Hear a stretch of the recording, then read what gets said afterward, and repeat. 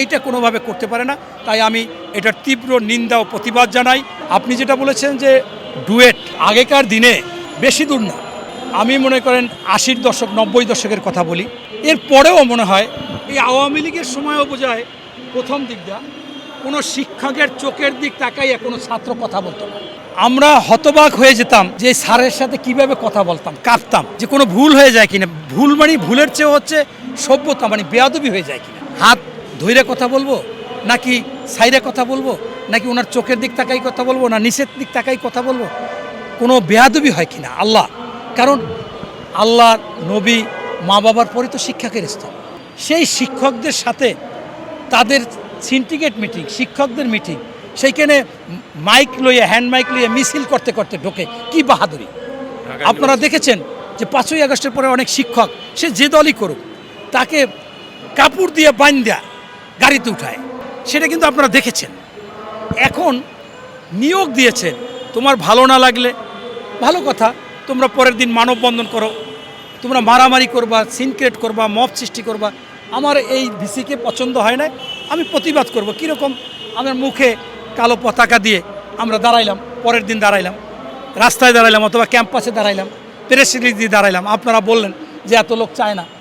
এরপর আপনারা স্মারকলিপি দেন, যেখানে নিয়োগকর্তা আছে তাদেরকে জানান যে আমরা এটা চাই না। কিন্তু এইভাবে হ্যাস্তনস্ত করা, সেই খুলনা কুয়েডেও এই ঘটনা ঘটিয়েছিলেন। কুয়েডে ভিসির কোনো দোষ ছিল না, আবার এইখানে ঘটাচ্ছেন।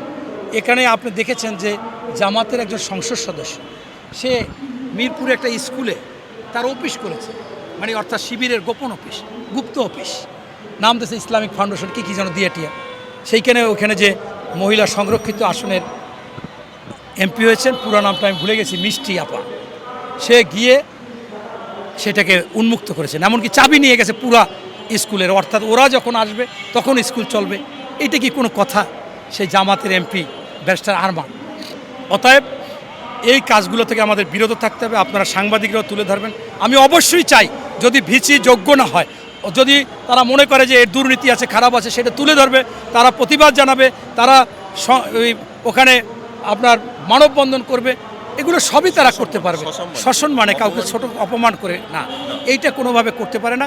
তাই আমি এটার তীব্র নিন্দা ও প্রতিবাদ জানাই। এরা রক্ত মাংসে কিভাবে শিক্ষকদের, ভালো মানুষদেরকে হ্যাও করবে। আপনারা দেখেছিলেন যে বরগুনায় নির্বাচনের আগে এক জামাতের আমির, সে বক্তব্য বলেছিল যে ডাকসু হয়েছে একটা বেশ্যাখানা, পতিতাতলায়, এবং এখানে মাদক খায়।